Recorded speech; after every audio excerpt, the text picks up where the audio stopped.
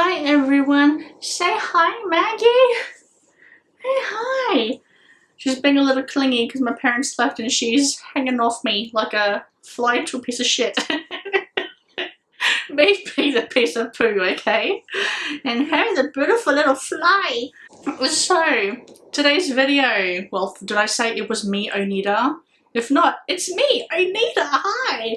So, yeah, this is the August TBR. Like I said in the previous video about, or the other video where I talked about changes coming to my TBR, I'm implementing those changes in this TBR right here. So, I have four, just wait, I have 4 definite reads right and 3 potential reads. Like I said, the definite reads will not be as long because I want to at least focus on 2 to 3 series in the definite reads, if that makes sense. Just for sake, like the Dune series being one series to focus on, the Twilight series being the second one, and the Hunger Games trilogy being the third.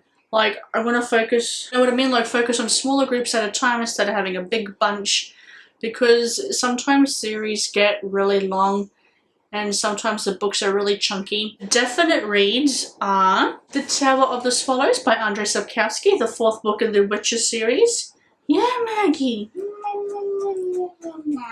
I've been talking about this book for a few months now. I think we all get the idea of it. I don't think I need to explain it too much or tell you about what it's about. Oh wow, the chapters are shorter this time. I just saw something. So yeah, it's starting to get a little bit bigger. Okay, I'm not going to read the back of it because that kind of spoiled something for me. Put that one down. And the second definite reads I'm going to be doing is I'm going to finish off The Desolations of Devil's Acre. It's the 6th book in the Miss Peregrine's Peculiar Children series by Ransom Reid. So do you like this one too? What does it smell like? You want to sniff? So it has been quite a while since I've read the first one. It's been like 4 or 5 years. Probably not as long, but I think it might be. So my memory of it, about what the basics of the series is about, is going to be a little bit foggy, a little bit fuzzy.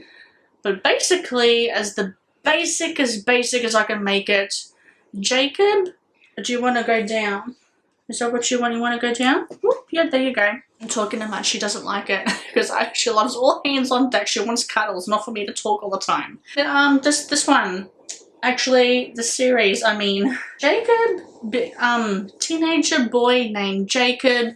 He goes to this island to help him with his feelings, or just to help him with his mental health, because he saw his grandfather die. When he saw I think he saw his grandfather die, and when he saw his grandfather die, he realizes that he has this ability to see this monster or creature that nobody else can see. He goes to this island with his father. His father's like a book writer for like birds or something that I can remember. He is on this island to try and take his mind off the fact that he just saw his grandfather die, and that he just saw something or someone that no one believes him is the thing that killed his grandfather. Like this creature that he saw, no one believes him that it was this creature. People just, like this thug or whatever that I can remember. Jacob stumbles across this group of peculiar children that are stuck in this loop, and they're children. They've been children for thousands of years, cycling through the same loop, and this loop basically is what keeps them alive. He meets this group of people, and they know Jacob's grandfather, and that he has this mysterious abilities that could help kill the whites, which is what the creatures are that killed Jacob's grandfather. That's the book, the plot, the story takes off from there when he stumbles across this group of kids with peculiar abilities. And the 6th one is going to be the finale for it. I was a little bit bitchy, was I moody? I think I was a little bit more harsh with the 4th and the 5th book, because I really did enjoy the 4th one, I really did. But, like, I'm still, wherever it went, I don't know. Oh, there it is. I still go by what I said, that the 4th one, after much contemplation and reflection, was just fine. 5th one was the weakest. 6th one, I hope it finishes with a bang. And I said that I can only expect worse things from here. Like, I can only expect average things from here, just me knowing how I felt and some of the issues that I had, I think will definitely be in here. Like, the 5th one did have some good things in it that were very interesting, but it still was the weak spot for me. Looking forward to finishing this off, saying I've read it. And will I read more Ransom Riggs? Definitely. I'll definitely be reading more from this author. Nothing wrong with the author, it's just the continuation of the series I'm not a fan of. Should have left off at the 3rd book, as like leave it as a trilogy. And we have The Puppy War by R.F. Kuang. It is the 1st book in the Puppy War trilogy. I have a big ass synopsis here, but I'm going to try and like be as basic as possible because the synopsis of this is so extra and so detailed. Basically, we have Rin. She is an orphan. Her parents, so not her parents, her guardians, want to marry her off to further their criminal enterprise. She is in this academy. There's this worldwide, empire-wide test to find the most talented youth to learn at the academies, which is the Kiju. She aced the Kiju. No one believed she would do it, and it's not only a shock to her, but also to her guardians. Acing the Kiju allows her to go into the synagogue, which is an elite military school in Nikan. It was a surprise to her, but surprises aren't always good. Because of her being a dark-skinned girl, it's going to be a little bit difficult for her. So she's been targeted by her rival classmates for her color, for her poverty, her gender, her being a female.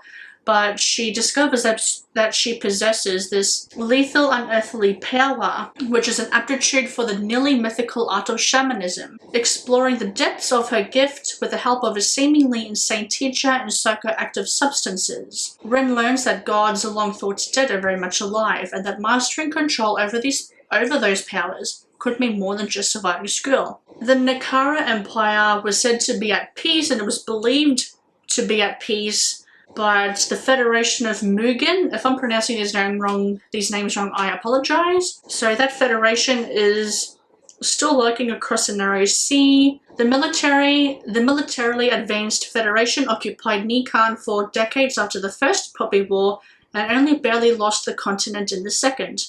And while most of the people are complacent to go about their lives, a few are aware that a third Puppy War is just a spark away. Rin's shamanic powers may be the only way to save her people, but as she finds out more about the god that has chosen her, the vengeful Phoenix, she fears that winning the war may cost her humanity, and that it may already be too late.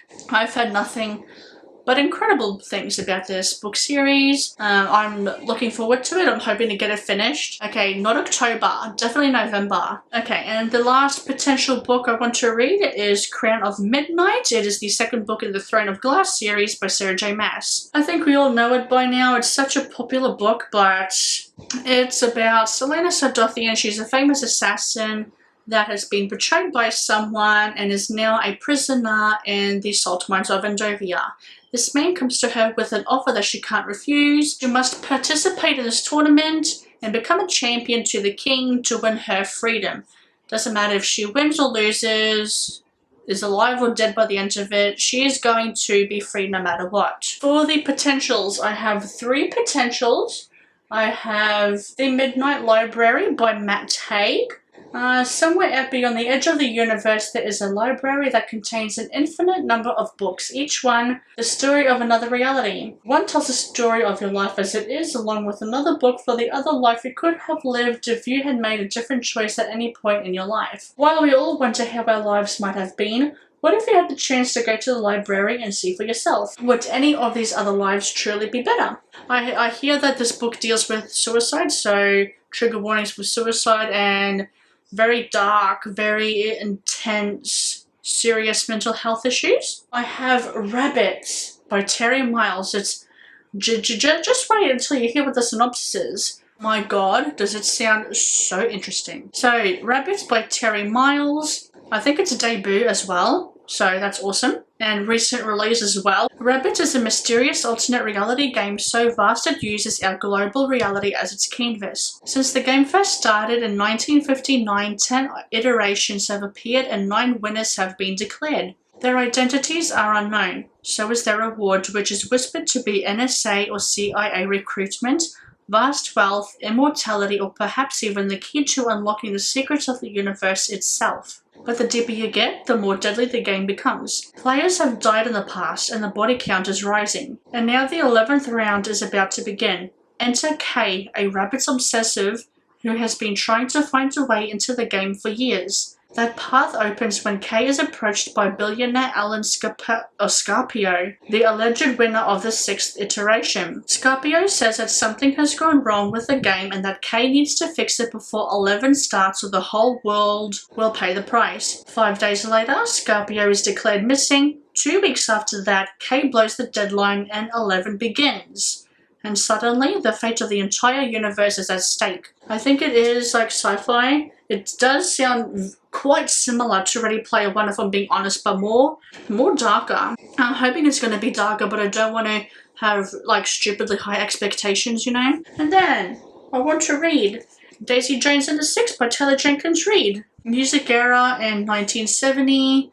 There's this group called Daisy Jones and the Six. They were this incredibly popular band in the 1970s, like I said. After their first album or after their first worldwide tour or something like that, they split. They ended up splitting up, and it's just a story about what happened, what life was like in the band, what the people were like, and I think there's a TV show coming out in this one on Amazon, I believe. They were lovers and friends and brothers and rivals. They couldn't believe their luck until it ran out. This is their story of the early days and the wild nights, but everyone remembers the truth differently. The only thing they all know for sure is that from the moment Daisy Jones walked barefoot onto the stage at the Whiskey, the bands were irrevocably changed. Making music is never just about the music, and sometimes it can be hard to tell where the sound stops and the feelings begin. I wanted to read this last month, didn't get a chance to. It is told in interview format, which I don't mind.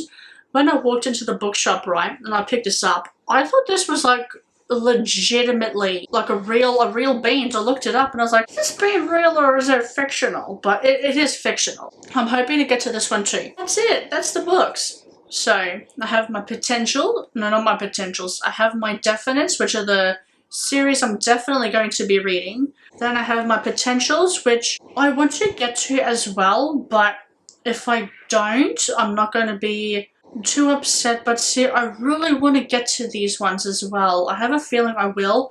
Hopefully August will be a better month for me than July. Like, there's no reason why I can't just read like 2 books at a time, you know? I'm hoping this will work out the way I'm thinking it'll work out in terms of splitting it up into definite reads and potential reads. But I'll let you know in the wrap up. Thank you very much for watching. If you like this video, make sure you leave a like.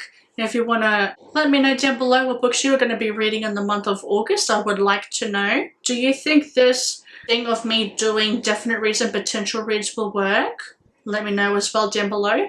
If you want to see more content from me, make sure you subscribe, and I'll see you in the next video. Bye!